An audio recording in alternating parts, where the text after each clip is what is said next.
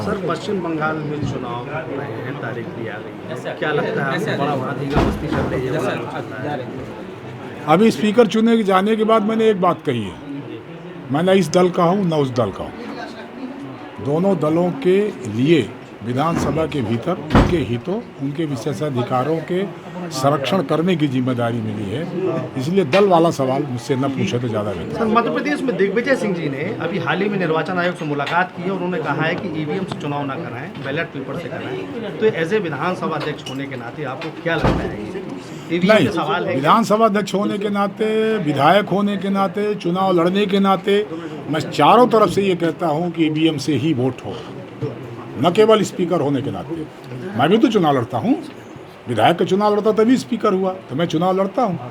हमने वो 2003 के पहले का दौर देखा है। मैं स्वयं हारता था 294, इसलिए हारता था कि जनता हमको वोट नहीं करती थी। तो बात तो करें हमसे। सवाल क्यों खड़ा होता है इसमें? काहे को सवाल खड़ा होता है? ईवीएम पे सवाल खड़ा करने के लिए तो हम आपके ऊपर खड़ा कर सकते हैं कि किस चैनल से आप आए हैं। हमको किसी का विरोध करना है, इसलिए विरोध करना है। अब आप जानते हैं, उन नेताजी का नाम लेना उचित नहीं समझता।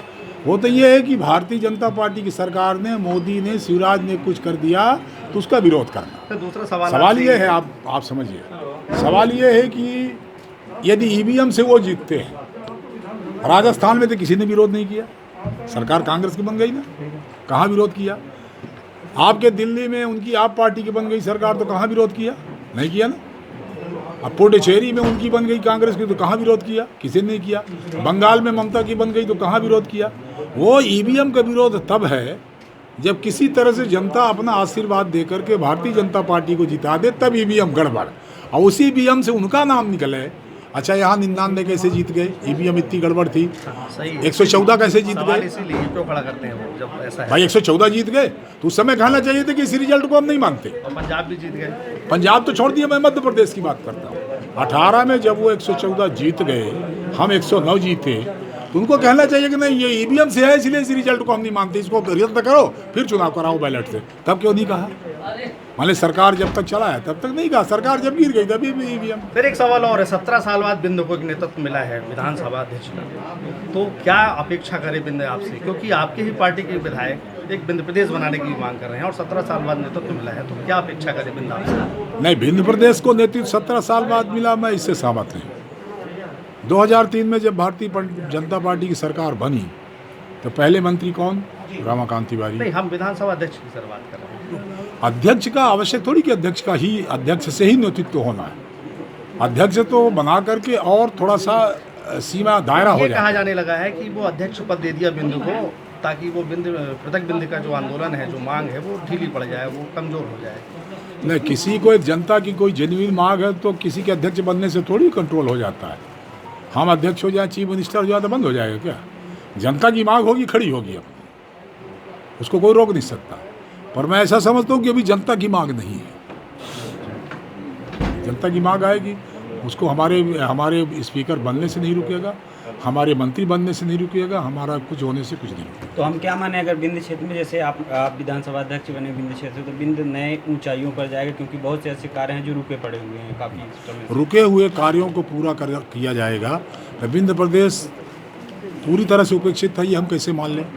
2003 के पहले का हमें याद है, बाण सागर कहाँ था, बिजली कहाँ थी, सड़कें कहाँ थी, इसका भी मूल्यांकन करो ना। बाण सागर की कोई कल्पना कर सकता था कि बाण सागर पानी रीवा सतना के जिलों के किसानों की ज़मीन को सिंचित करेगा? किसी के मन का आप लोग तो लड़के रहे होंगे, हमारे उम्र के जो लोग हैं जरा बताओ। हम लोग स्वयं भाषण किया करते थे कि बाण सागर शायद हमारे जीवन में इसका पानी हम नहीं देख सकेंगे।